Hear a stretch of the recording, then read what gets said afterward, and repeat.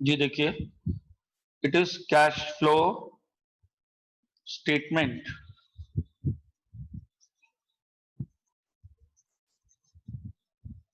It is cash flow statement.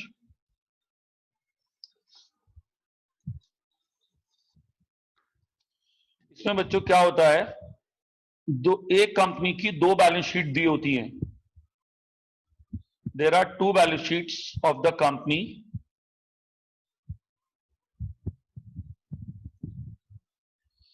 and cash flow statement is required to be made.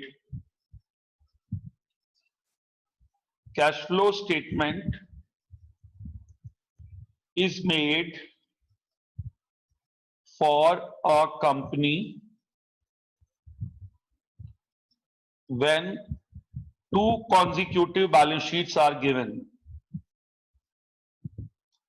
When two consecutive balance sheets are given. Two consecutive balance sheets are given. और बच्चों इसका जो basic purpose है,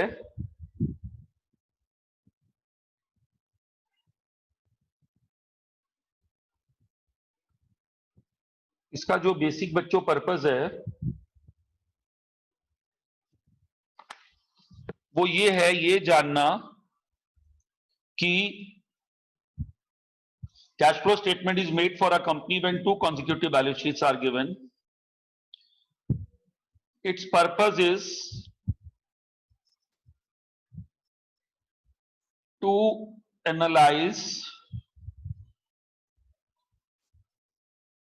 changes between cash and cash equivalent. इसका purpose है ये जानना कि एक ही कंपनी के दो कॉन्जिक्यूटिव पीरियड में कैश एंड कैश इक्विवेलेंट में चेंजेस कैसे हुए, किधर गया पैसा, where had the money gone.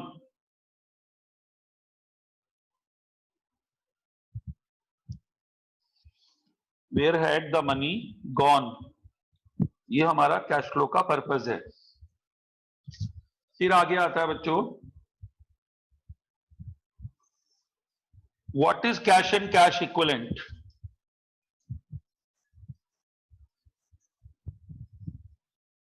What is cash and cash equivalent, इसका बच्चों जवाब है cash in hand, cash at bank,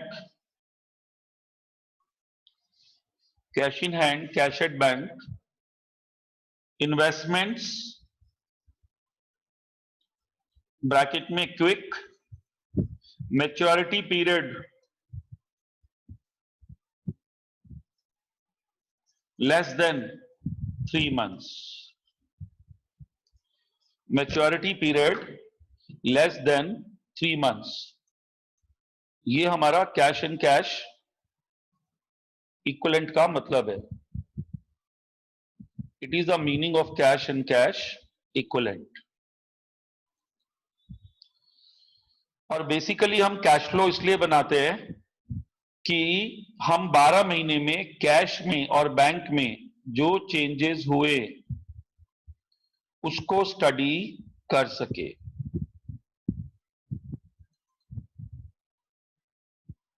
cash में और बैंक में 12 महीने में जो चेंजेस हुए हम उसको स्टडी कर सके।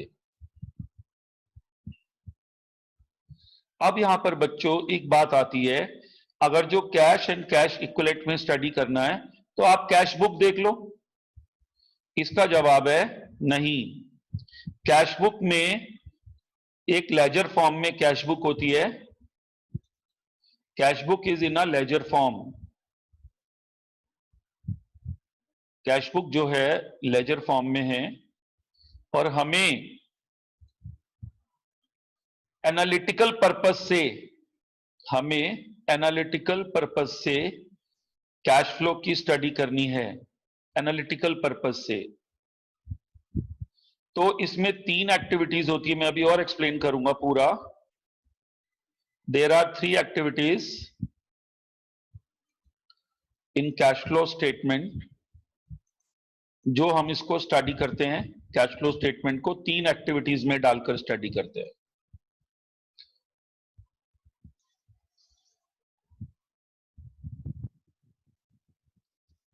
ये 3 एक्टिविटीज क्या हैं?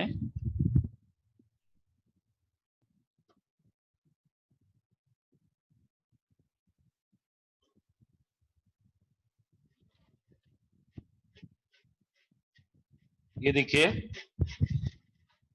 ध्यान से, ये 3 एक्टिविटीज है बच्चों, 3 हेडिंग्स है। अकाउंटिंग स्टैंडर्ड 3 है, cash from operating activity, cash from investing activity, cash from financing activity.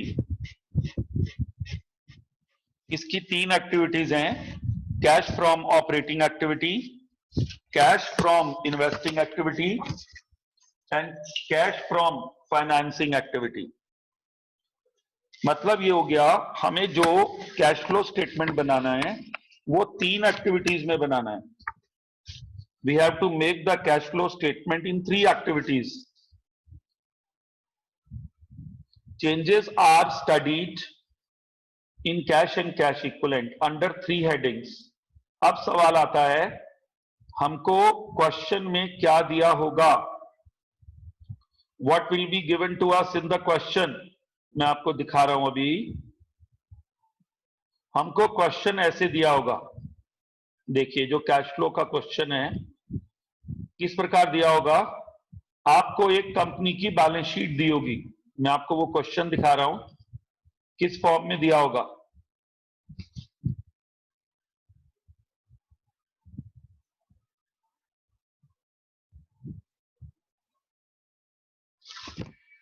मैं वही दिखा रहा हूं आपको। In what form cash flow statement will be given, a question will be given, I am going to show you. ये देखिए इस तरीके से मैं आपको डिस्प्ले में ले रहा हूं इसमें। ये देखो बच्चों, इस तरीके से क्वेश्चन गिवन होगा। ये कंपनी की 2 बैलेंस शीट है, ये देखिए equity and liability, current liability, ये एक कंपनी की 2 बैलेंस शीट है। मतलब ये 15 वाली है, 31 मार्च 15, ये आपको दिख रहा होगा, मैं जूम इन कर देता हूं। और ये 31 मार्च 16 वाली है। इसके सीधा नीचे आ जाओ आप, यहां इधर, यहां करंट एसेट्स में होता है कैश एंड कैश इक्विवेलेंट। इसके अंदर करंट एसेट्स में गिवन होता है कैश एंड कैश इक्विवेलेंट। इसको, इसमें जो करंट एसेट्स होता है और उसमें जो कैश एंड कैश इक्विवेलेंट होता है, जो इसमें करंट एसेट्स होता है और जो उसमें कैश एंड कैश इक्विवेलेंट होता है, उसमें जो चेंजेस हैं उससे, उस चेंज के पीछे हमें कैश फ्लो स्टेटमेंट बनाना होता है। ये देखिए कैसे बनता है, मैं आपको बता रहा हूं कि कैश फ्लो स्टेटमेंट कैसे बनता है, कैसे दिखता है सॉल्यूशन। अभी एक एक चीज सारी क्लियर होगी, बहुत बच्चों आपको समझ आएगा बराबर। थोड़ा अच्छा टॉपिक है, एडजस्टमेंट्स हैं, थोड़ा कॉर्पोरेट अकाउंटिंग का एंट्रीज हैं। ये देखिए, अब ये देखिए एक बैलेंस शीट है, सामने दिख रही होगी आपको डिस्प्ले में, आई थिंक सो, जी दिख रही है। इस बैलेंस शीट में पहले लायबिलिटीज आती हैं, फिर एसेट्स आती हैं। पहले लायबिलिटीज आती हैं, फिर एसेट्स आती है।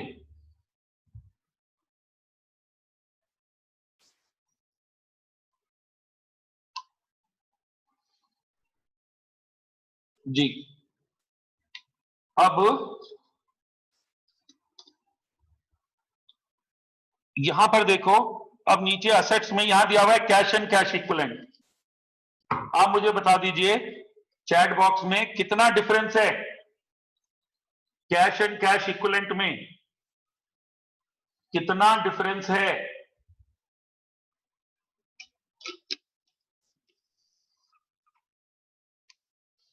कैश एंड कैश इक्विवेलेंट में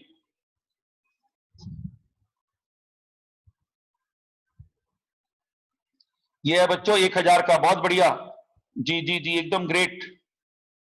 1000 का डिफरेंस है। जी जी जी बिल्कुल ठीक है। और बच्चों ये जो 11 है बाद में है, पहले 12 है फिर 11 है, तो कैश एंड कैश इक्विवेलेंट में 1000 रुपए बढ़ गए। ये बाद वाला, ये करंट ईयर है, ये प्रीवियस ईयर है। अब हमें ये स्टडी करना है कि कैश एंड कैश इक्विवेलेंट में जो 1000 रुपए बढ़ गए हैं इसके पीछे क्या कारण है, और वो कारण 3 एक्टिविटीज में होने चाहिए। ये देखिए, पहली activity cash from operating activity. पहली एक्टिविटी क्या आएगी बच्चों? Cash from operating activity. 3 activities में ये कारण होने चाहिए। First, cash from operating activity, ये फर्स्ट आएगा यहां। फर्स्ट, यहां पर अमाउंट ये हमें निकालनी है। Second, cash from investing activity, ये सेकंड कारण आएगा। Third, cash from financing activity, ये थर्ड कारण आएगा। तो 1 + 2 + 3, तीनों कारणों को जब आप टोटल करोगे तो पक्की बात है 1000 डिफरेंस आएगा।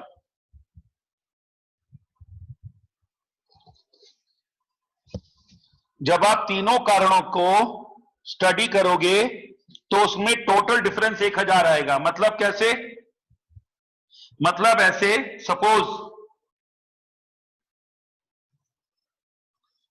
मतलब ऐसे आएगा बच्चों, मान लो ये आया +4000, ये आया, ये +4000 आया, और कैश फ्रॉम इन्वेस्टिंग एक्टिविटी आया -5000, और कैश फ्रॉम फाइनेंसिंग एक्टिविटी आया +2000। ऑपरेटिंग एक्टिविटी में 4000 रुपए आए और फाइनेंसिंग में 2 आए, +2 लिखा है। 4 ऑपरेटिंग में आए, 2 फाइनेंसिंग में आए, 6 हो गए। 5 किस में चले गए? इन्वेस्टिंग में 5 चले गए। इन्वेस्टिंग एक्टिविटी में 5 चले गए। What is the net change? 1000। Net change आ गया 1000। और जो ओपनिंग था वो था +11 प्लस ओपनिंग बैलेंस जो अभी मैंने दिखाया था। Opening balance of cash and cash equivalent ये था 11 equal to closing balance of cash and cash equivalent, ये आ गया बच्चों 12। तो जो अभी आपने क्वेश्चन देखा था, ओपनिंग 11 था, क्लोजिंग 12 था, 1000 का डिफरेंस था। तो आप 1000 के डिफरेंस को स्टडी करने चले, उसकी स्टडी को 3 एक्टिविटीज में बांटा गया है। Cash from operating activity, cash from investing activity, cash from financing activity. जब आप तीनों एक्टिविटी को स्टडी कर लोगे, उनके चेंजेस निकालोगे, जब आप तीनों एक्टिविटीज, अच्छा 12 या 13 रहा होगा, नहीं 11 और 12 था बच्चों, मतलब 1000 का उसमें डिफरेंस था। मैं देख लेता हूं अभी, मतलब चलो जो भी रहा बेटा वो बस समझाने का एक तरीका है। 4 आया तो जैसे आपने स्टडी करी 11 से 12 हो गया। सपोज ओपनिंग कैश 11 था, क्लोजिंग 12 हो गया। आपने कहा जी हम इसकी स्टडी करेंगे, ठीक है। आपने जब इसकी स्टडी करी तो आपने इस स्टडी को 3 एक्टिविटीज में बांटना है। इस स्टडी को 3 एक्टिविटीज में बांटो। कैश फ्रॉम ऑपरेटिंग एक्टिविटी क्या होता है अभी बताऊंगा, यही तो मेरा काम है भाई। Cash from financing, cash from investing और कैश फ्रॉम फाइनेंसिंग। हम क्या स्टडी करने चले? हम स्टडी कर रहे हैं study of change in cash and cash equivalent. ये कैश फ्लो का पर्पस है। Study of change in cash and cash equivalent, हम ये स्टडी करने जा रहे हैं। We are going to study the change in cash and cash equivalent. Yes sir. What is included in cash and cash equivalent, sir? Cash and cash equivalent include what is given in schedule 3 of the balance sheet. Sir, it includes cash, bank, short-term investment convertible into within 3 months. Okay, fine. अब आता है, ये आ गया. इसके बाद अगला point है cash from operating activity, cash from financing activity और cash from operating, investing and financing. ये 3 एक्टिविटीज में क्या क्या आता है अभी मैं एक बार बता रहा हूं. यही चीज फिर से देखिए. पहले तो ये क्वेश्चन था, अच्छा 12 से 13 था, ठीक कह रही थी श्वेता, 12 से 13 था, ठीक है. अब देखो बच्चों,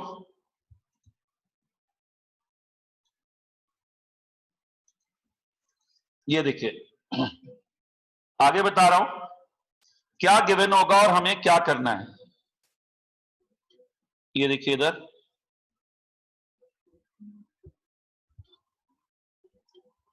what will be given to us. हमको इस तरह से 2 बैलेंस शीट मिलेंगी. 31 मार्च 20 एग्जाम्पल है, 31 मार्च 19. क्वेश्चन ऐसे होगा, बैलेंस शीट होंगी कंपनी की, यहां पर वही होगा equity and liability, share holders fund, long term, non current liability. Main heading लिख रहा हूं समझाने के लिए, non current liability and current liability. इसके बाद सर नीचे होगा नॉन करंट एसेट और करंट एसेट्स. करंट एसेट्स में एक आइटम होगी जिसको बोलेंगे, उसमें लिखा होगा, लास्ट आइटम होती है कैश एंड कैश इक्विवेलेंट, नहीं बीच में होती, हाँ कहीं होती है कैश एंड कैश इक्विवेलेंट बीच में. यहां पर ये बाद वाला ईयर है. अब यहां कैश एंड कैश इक्विवेलेंट में यहां पर दिया है, कोई और एग्जांपल ले रहा हूं, 1,20,000 और यहां दिया है 40,000. तो बाद में 120 हो गया, पहले 40 था. कितना चेंज है? Change in cash and cash equivalent 80,000 है. अब वो बोलेंगे जी इस चेंज को स्टडी करने के लिए कैश फ्लो स्टेटमेंट बनाओ. इस चेंज को, जी निधि, इस चेंज को स्टडी करने के लिए कैश एंड कैश इक्विवेलेंट बनाओ. ठीक है सर, बनाते हैं. कैसे बनाना है? परफॉर्मा उन्होंने अकाउंटिंग स्टैंडर्ड 3 में बताया है. पहली स्टडी करनी है कैश फ्रॉम ऑपरेटिंग एक्टिविटी की. ठीक है जी, जो अमाउंट आएगा यहां ले लेना है. दूसरी स्टडी करनी है कैश फ्रॉम इन्वेस्टिंग एक्टिविटी की. जो अमाउंट आएगा यहां ले लेना है. कैश फ्रॉम ऑपरेटिंग एक्टिविटी की स्टडी करनी है, कैश फ्रॉम इन्वेस्टिंग एक्टिविटी की स्टडी करनी है. फिर आएगा कैश फ्रॉम फाइनेंसिंग एक्टिविटी की स्टडी करनी है. स्टडी ये 3 एक्टिविटीज क्या, बस मैं अब यही बताने जा रहा हूं. एक बार आपको कैश फ्लो समझ आ जाए, मतलब समझ आ जाए ये करना क्या होता है. बच्चों, हर तरह के बच्चे कॉलेज में होते हैं, कुछ बच्चों को क्लियर होता है, कुछ को नहीं होता है. एक टीचर का बहुत चैलेंजिंग काम होता है सबको साथ लेके चलना, हर बच्चे को साथ लेके चलना. जिसको नहीं भी आ रहा है उसका भी ध्यान लेके चलना है और जिसको आ रहा है उसको भी लेके चलना है. अब बच्चों, cash from operating activity, cash from investing activity, cash from financing activity, इन तीनों एक्टिविटी का जब आप टोटल करेंगे तो पक्का प्लस 80,000 आएगा. जो अभी मैंने हाइपोथेटिकल फिगर्स ली, एग्जांपल लिया, जब आप इसकी स्टडी करेंगे तो आपके आंसर में चेंज जो आएगा, net change in cash and cash equivalent,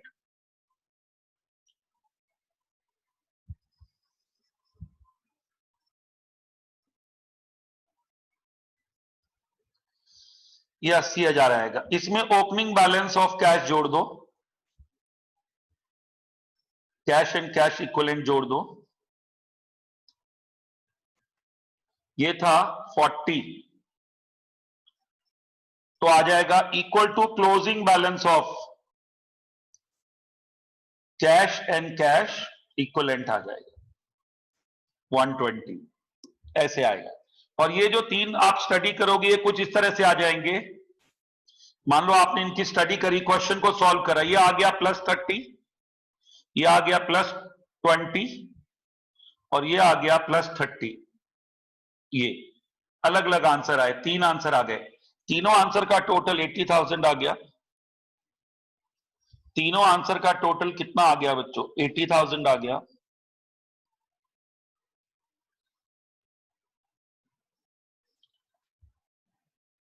और फिर आपने इसमें opening cash and cash equivalent जोड़ा तो closing cash and cash equivalent आ गया। ये मतलब है कि कैश फ्लो स्टेटमेंट होता क्या है, कैसे बनता है, आपको बताया। जनरली इस प्रकार से दो बैलेंस शीट एक ही कंपनी की दी होती हैं।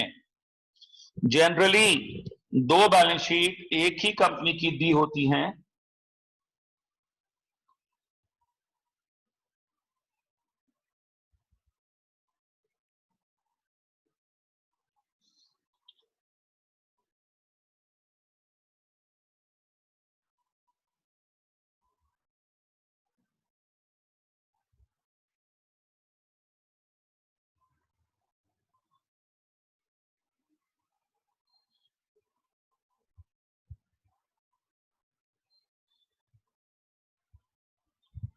जी बच्चों,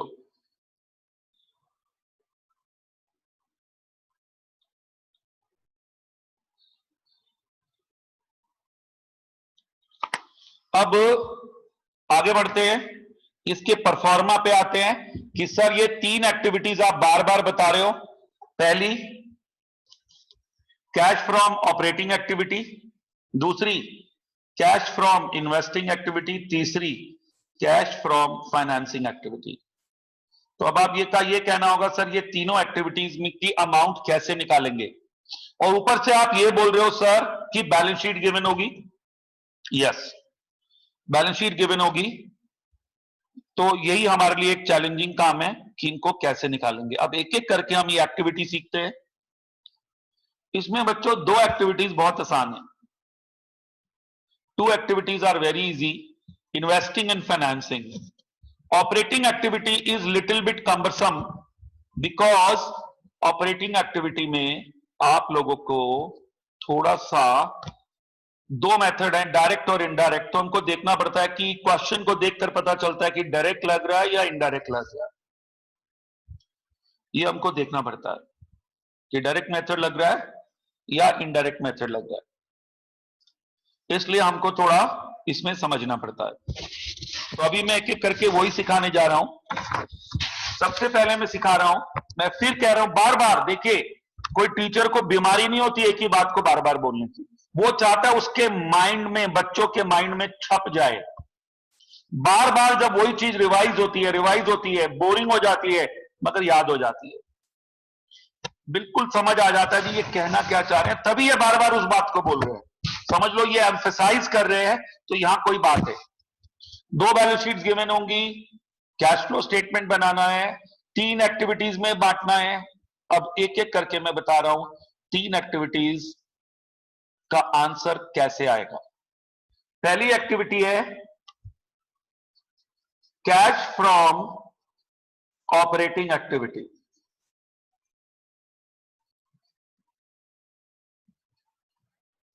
कैश फ्रॉम ऑपरेटिंग एक्टिविटी, इसके दो मेथड्स है, direct method, indirect method. Indirect method थोड़ा ज्यादा लगाया जाता है बिकॉज इंफॉर्मेशन ही इनडायरेक्ट की होती है, और यदि इंफॉर्मेशन है तो डायरेक्ट लग सकता है, आंसर सेम आता है, सेम रिजल्ट आता है, सेम रिजल्ट आएगा, चाहे आप डायरेक्ट लगाओ चाहे इनडायरेक्ट लगाओ, दोनों लगा लो। कोई कोई क्वेश्चन मैंने ऐसा भी देखा है एग्जामिनर बोलता है दोनों लगा के बताओ, डायरेक्ट मेथड भी लगाओ इनडायरेक्ट मेथड भी लगाओ, वो कहते हैं जी दोनों लगा के बताओ। अब आता है सर ये तीन एक्टिविटीज का एक बार मतलब बता दीजिए। देखिए यदि मेरा बिजनेस करने से, असली बिजनेस करने से सामान लाने से और बेचने से, बनाने से और बेचने से मुझे प्रॉफिट हो रहा है। सामान बनाने से और बेचने से मुझे प्रॉफिट हो रहा है और कैश बढ़ रहा है। कैश बढ़ रहा है हर साल। कोई बोले ये कैश कैसे बढ़ रहा है, तो मैं बोल रहा हूं यार ये मेरा ऑपरेटिंग काम है भाई, मैं ये काम करता हूं बच्चे, और मैं माल लाता हूं बेचता हूं। 1 लाख का लाया, 1 20 का बेचा, तो 20,000 मेरा कैश फ्रॉम ऑपरेटिंग एक्टिविटी आता। और फिर आता है इन्वेस्टिंग, जो मैंने पैसा अपनी फिक्स एसेट्स में लगाया उसमें पैसा जाता है। कभी कभी हम एसेट्स बेचते हैं तो पैसा आता है, इसमें कुछ मुश्किल है ही नहीं इन्वेस्टिंग में। असली काम क्या है, आपके पेरेंट बिजनेस करते हैं, आपके पेरेंट बिजनेस करते हैं, तो अब वो कोई काम करते हैं, मान लीजिए कोई एग्जांपल इमेजिन कर लीजिए, उनकी कपड़े की दुकान है, कपड़ा लाएंगे कपड़ा बेचेंगे। तो कपड़ा खरीद के लाए, पैसा गया ऑपरेटिंग एक्टिविटी में, माइनस हो गया। कपड़ा बेचा, नगद, कैश, कैश पे फोकस है सर, कैश फ्लो स्टेटमेंट पढ़ रहे हैं, फंड फ्लो नहीं। कपड़ा बेचा, पैसा आ गया, तो जितना पैसा गया और जो आया उसका जो फालतू पैसा आया एक्स्ट्रा, क्योंकि प्रॉफिट भी होगा तो एक्स्ट्रा आएगा, वही ऑपरेटिंग एक्टिविटी है। और इन्वेस्टिंग रोज रोज होती है, बहुत रेयर होती है जी, फिक्स एसेट खरीद ली, बेच दी, इन्वेस्टमेंट खरीद लिया, इन्वेस्टमेंट बेच दिया, ये सर रोज रोज नहीं होती, ये एक्टिविटी रोज रोज होती होंगी, मतलब आसान है, कोई स्टूडेंट इनको पकड़ लेगा। अरे सर फिक्स एसेट खरीदी, कैश चला गया, इन्वेस्टिंग में माइनस कर दो, और सर फिक्स एसेट बेची, कैश आ गया, इन्वेस्टिंग में प्लस कर दो। इन्वेस्टमेंट खरीदे, कैश चला गया। अब आप कहेंगे इन्वेस्टमेंट कौन से, इन्वेस्टमेंट लॉन्ग टर्म, वो 3 मंथ से कम वाले तो कैश एंड कैश इक्विवेलेंट में आ गए, लॉन्ग टर्म वाले, इससे ऊपर वाले वो यहां आएंगे। फिर आता है बच्चों फाइनेंसिंग एक्टिविटी। एक कंपनी अकाउंट्स का बेसिक आइडिया सबको है, इक्विटी कैपिटल इशू करी प्लस फाइनेंसिंग में पैसा आ गया, sources of long term finance. Equity capital issue करी, फाइनेंसिंग में प्लस कर दो, इक्विटी कैपिटल वापस करी, बाय बैक करा, फाइनेंसिंग में माइनस कर दो।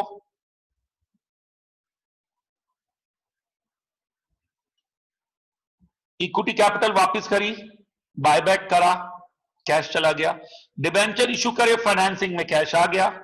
डिबेंचर रिडीम करे, अभी जो सिखा रहा था, कैश चला गया, फाइनेंसिंग में माइनस कर दो। इशू करे, कैश आ गया। प्रेफरेंस डिविडेंड पे किया, माइनस कर दो। इक्विटी डिविडेंड पे किया, माइनस कर दो। इंटरेस्ट ऑन डिबेंचर पे किया, माइनस कर दो फाइनेंसिंग में।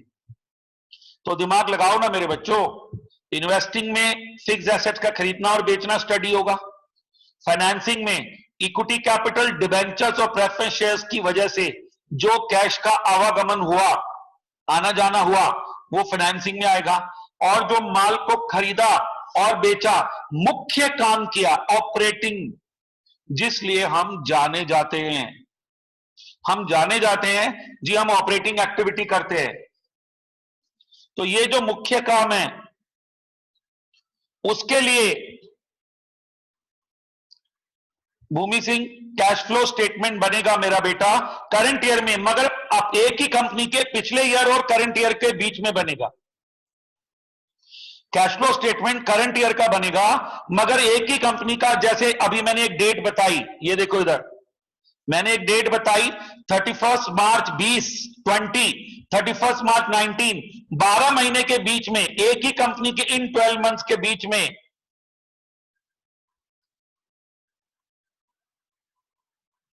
देखो, एक ही कंपनी के 12 महीने के बीच में जो कैश का आना और जाना हुआ, मैंने ये लिखा है 31 मार्च, एग्जांपल दिया है 31 मार्च 20, ये एक्स वाई लिमिटेड है, और 31 मार्च 19 को 2 बैलेंस शीट बनी, इनके बीच में 12 मंथ्स का गैप है। इस 12 मंथ्स में, 12 मंथ्स के ड्यूरेशन में अकाउंटिंग ईयर जो हो गया हमारा, ये जो हमारा अकाउंटिंग ईयर हुआ, इसमें जो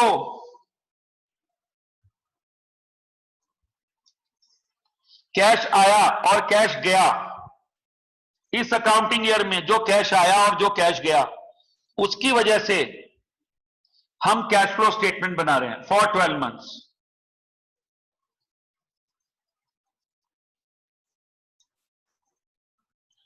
cash flow statement is made for a duration of 12 months for the purpose of studying changes in cash and cash equivalent, for the purpose of studying the changes in cash and cash equivalent,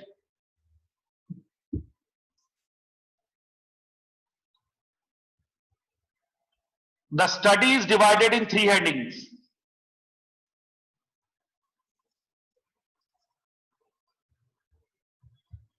The study is divided in 3 headings. As I told you, what are those 3 headings?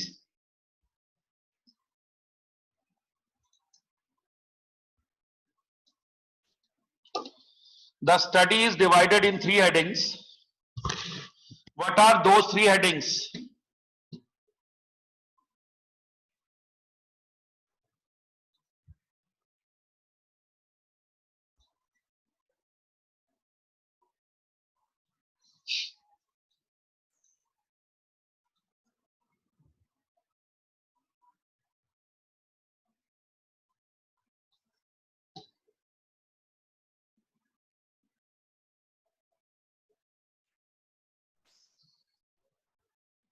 Great, प्रज्ञा जैन, बहुत बढ़िया। Operating, investing and financing. Cash from operating activity first, cash from investing activity, cash from financing activity. Cash from operating activity, cash from investing activity, cash from financing activity, and the total is of the 3 activity is called the changes in 12 months, and the total of the 3 activity is called net change in cash and cash equivalent. Total को हम बोलते हैं net change in cash and cash equivalent.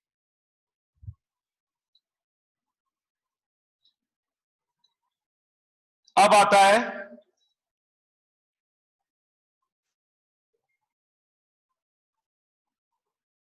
इसमें net change में opening cash जोड़ देते हैं, closing cash आ जाता है। और कैश एंड कैश इक्विवेलेंट में क्या आता है? As I told you, we include cash in hand, we include cash at bank, we include investments, quick, convertible, maturity period less than 3 months.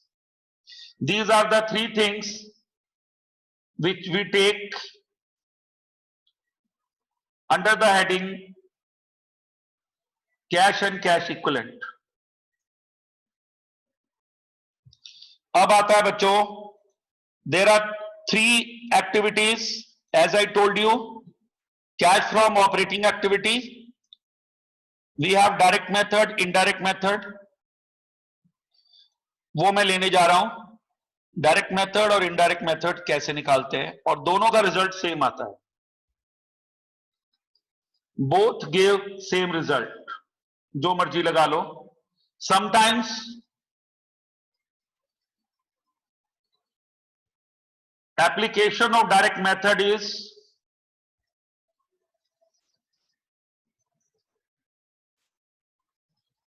is not possible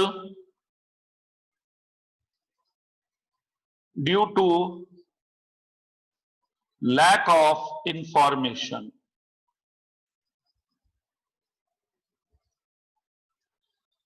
Application of direct method is not possible due to lack of information. इसलिए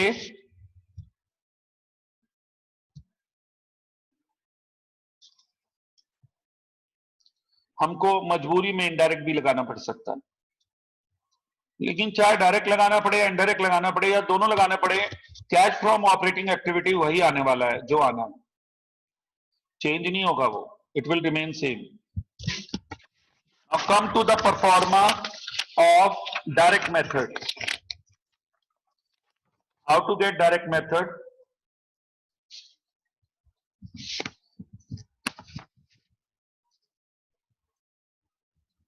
सबसे पहले लिखो receipts, operating receipts. Receipt side है, इसको पूरा लिखो, बल्कि operating receipts.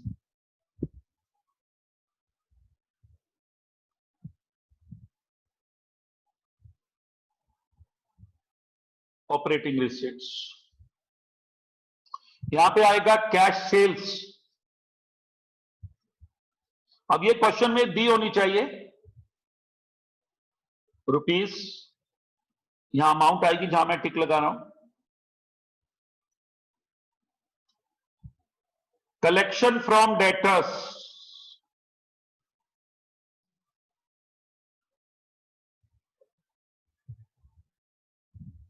Trading commission received,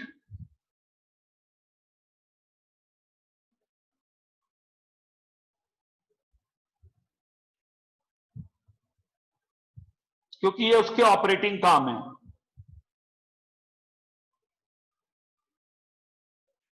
यहां टोटल आ जाएगा,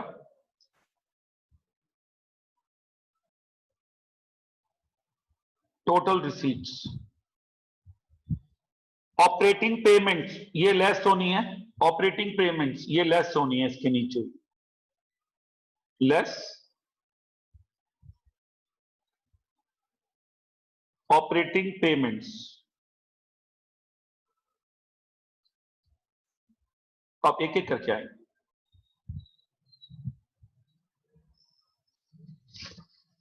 लेस ऑपरेटिंग पेमेंट्स में है कैश परचेजेस। कोई भी ट्रेडर यदि खरीदेगा माल, बेचेगा तो खरीदेगा भी तो नगद। मैं बार बार याद दिला रहा हूं क्योंकि कैश फ्लो स्टेटमेंट पढ़ रहे हैं, सारी रिसीट सारी पेमेंट्स कैश होनी चाहिए जो कंसीडर होंगी। Payment to creditors,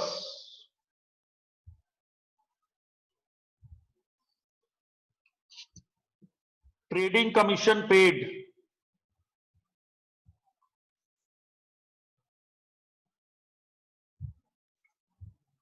trading commission paid, wages and salaries paid,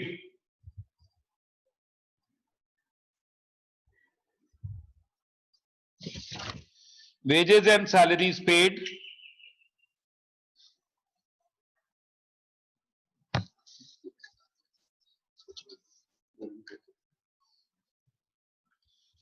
wages and salaries paid, paid accrual नहीं, कैश पेड। मान लो 12 महीने की वेजेज है 1,20,000 और अभी 1 लाख पे करी है, तो यहां 1 लाख आएगी, 1,20,000 नहीं आएगी। ये अक्रूवल बेसिस पे नहीं बन रहा भाई, पेड या रिसीट बेसिस पे बन रहा है। बार बार याद दिलाता रहूंगा, cash flow statement, cash flow statement, cash accrual नहीं है ये। Rent paid,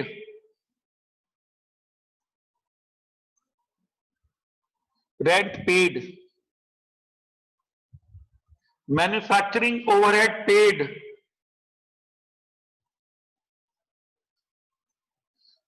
selling commission paid,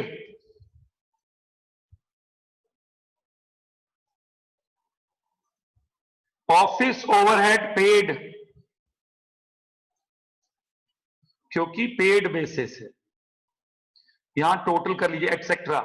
any other operating payment, any other operating expense paid, any other operating expense paid,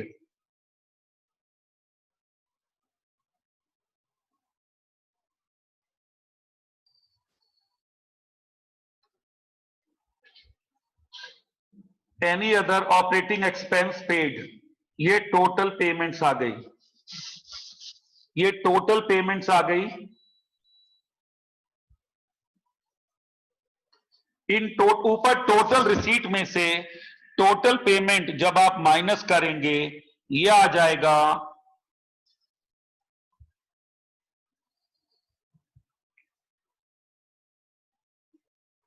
cash from operations before tax, cash from operations before tax.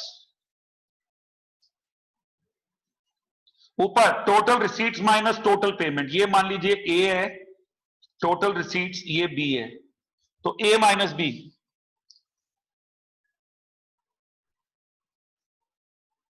ये आ गया।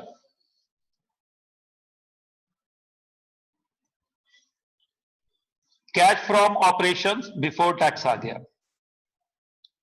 अब आगे अभी continued है वो जो आया अभी, cash from operations before tax, ये जो आ गया, जो पीछे था वो पेज भर गया इसलिए आगे ले लिया। इसमें से लेना है plus any proceed as extraordinary item, plus कभी कभी माइनस भी हो सकती है, any proceed received due to extraordinary item.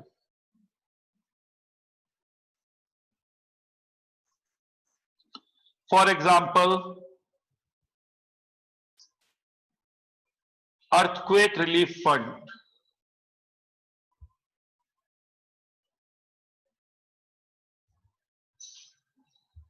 और कोरोना रिलीफ फंड रिसीव्ड, ये तो अर्थक्वेक से भी बड़ी बीमारी है, कोरोना रिलीफ फंड रिसीव्ड। अब आप कहेंगे ये क्या बात है, मैं मजाक नहीं कर रहा हूं भाई, सरकार बिजनेसमैन को, जैसे सुना है जी मजदूरों को 1,000 रुपए दे रही है, किसी किसी को मनी में हेल्प कर रही है, तो बिजनेसमैन भी तो बहुत फाइनेंशियल लॉस सफर कर रहा है। क्या पता गवर्नमेंट कुछ बिजनेसेस को आगे दे दे, क्या पता गवर्नमेंट कुछ बिजनेसेस को आगे पैसा दे दे।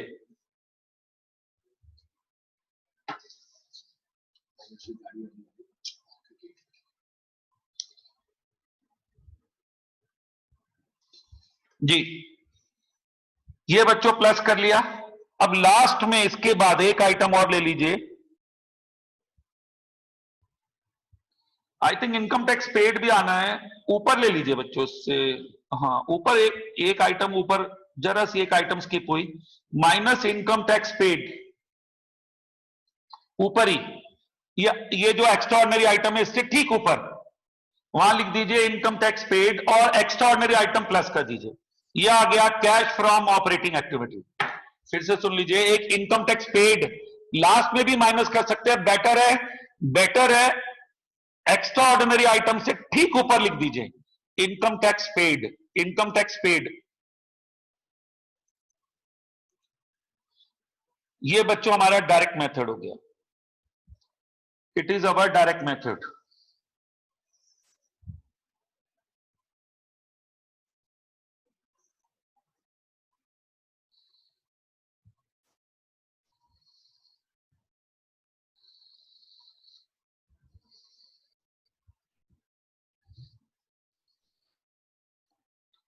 It is our direct item, direct method का आंसर आ गया ये। Cash from operating activity, Pragya Jain ji, add Lipika, क्या चीज ऐड करने की बात कर रही हो आप? Lipika Guha, very interact, great responsive.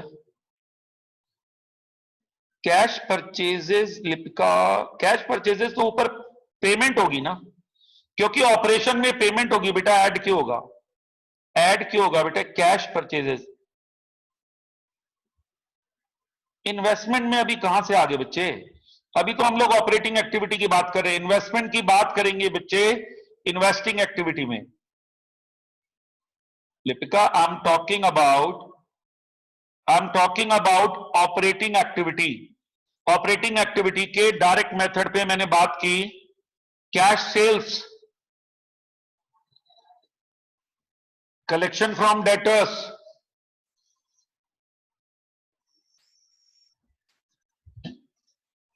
Trading commission received, ये रिसीट साइड हो गई। Payments, cash purchases, payment to creditors, trading commission paid, wages and salaries paid, rent paid, manufacturing expenses paid, selling commission paid, मैं सब में पेड पेड बोल बोल के stress कर रहा हूं। Office overhead paid, any other operating expenses paid, cash from operation before tax आ गया। इसके बाद नेक्स्ट पेज पे मैं गया और मैंने वही आइटम लिखी और बस एक चीज ये बोली, इनकम टैक्स पेड माइनस कर दो और प्लस कर दो extraordinary item due to extraordinary situation.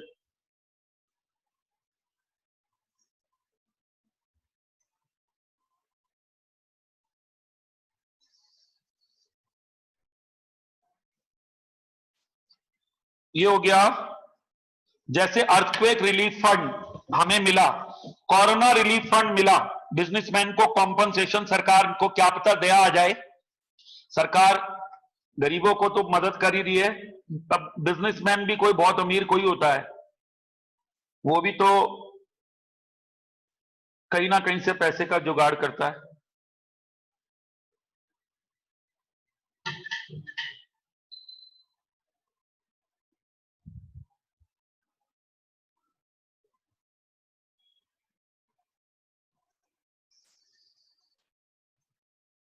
जी, अब आता है इसका indirect method, cash from operating activity का indirect method.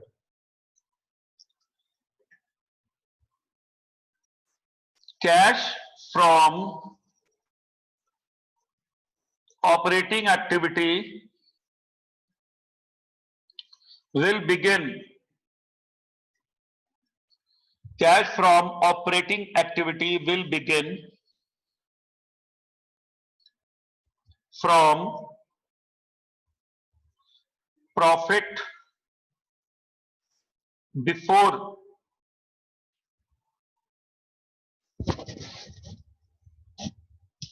tax, profit before tax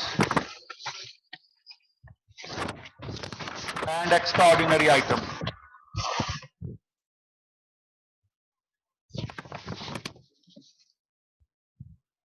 Will begin from profit before tax and extraordinary items. It will begin from profit before tax and extraordinary item.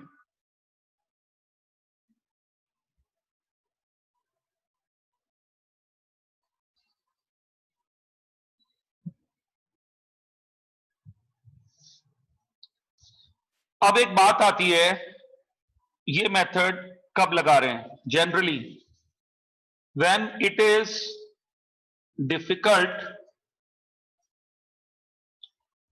to apply direct method, indirect method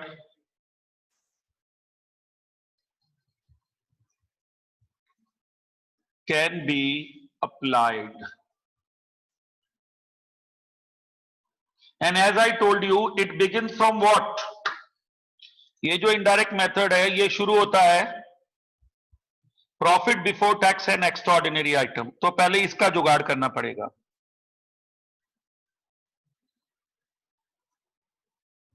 ये जो मैं बार बार बोल रहा हूं इसका, ये चाहिए मुझे, ये आई नीड दिस।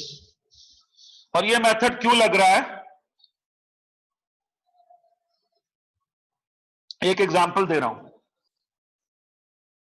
आप जर्नी कर रहे हैं यहां से यहां, ये एक स्टेशन है ए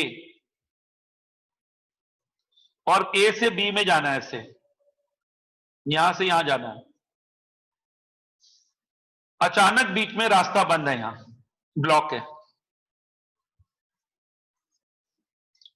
आप कह रहे हो और जाना तो है यहां, जरूर बहुत जरूरी जाना है, और ये डायरेक्ट रास्ता है।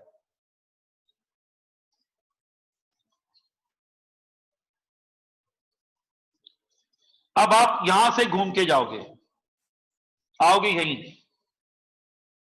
ये इनडायरेक्ट है, थोड़ा लंबा है,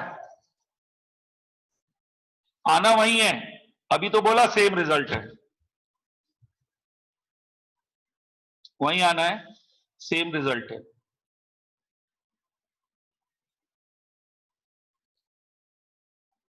इसलिए इनडायरेक्ट मेथड अप्लाई होता है। बस ये जो मैंने समझाया ये समझ लीजिए। Direct method is short and logical, but lack of information compels us to apply indirect method.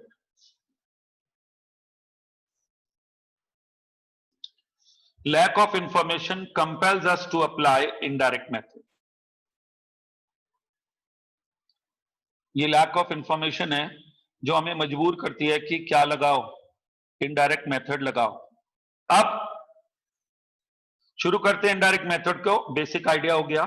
Profit before tax and extraordinary item कैसे आएगा, how to get profit before tax and extraordinary items. मैं हमेशा request करता हूं बच्चे को जब corporate accounting पढ़ना हो या मैनेजमेंट अकाउंटिंग पढ़ना हो, उसको कंपनी का शेड्यूल 3 जरूर समझ आना चाहिए। उसका परफॉर्मा हर पल हर जगह यूज होता है। Schedule 3 is given in companies act and it is used everywhere. अब जब आपको बैलेंस शीट गिवन होगी तो वहां पर बैलेंस शीट में सरप्लस लिखा होता है, रिजर्व्स एंड सरप्लस, वहां पर P&L होता है। तो हमको शुरू करना है डिफरेंस इन सरप्लस अकाउंट, और इसको दूसरे वर्ड में बोलते हैं PL appropriation account. Closing balance minus opening balance लेना है।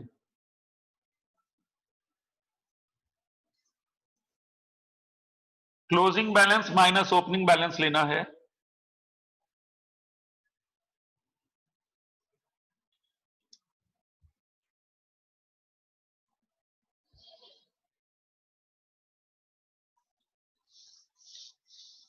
फिर इसमें ऐड बैक करना है items debited in surplus account, या वही सरप्लस इज PL एप्रो। जैसे transfer to any reserve like general reserve, DRR etcetera. इसको ऐड कर दो, यहां प्लस कर दो।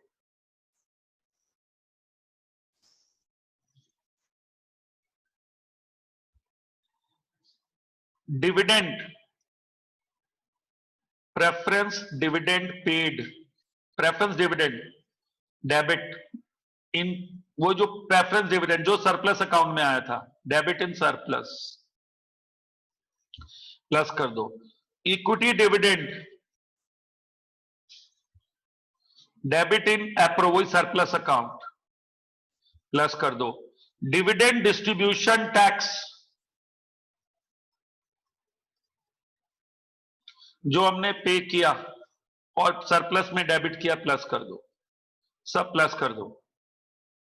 ये आ जाएगा प्रॉफिट आफ्टर टैक्स। ये आ जाएगा प्रॉफिट आफ्टर टैक्स। अभी वही चल रहा है, प्रॉफिट आफ्टर टैक्स में प्लस प्रोविजन फॉर टैक्स,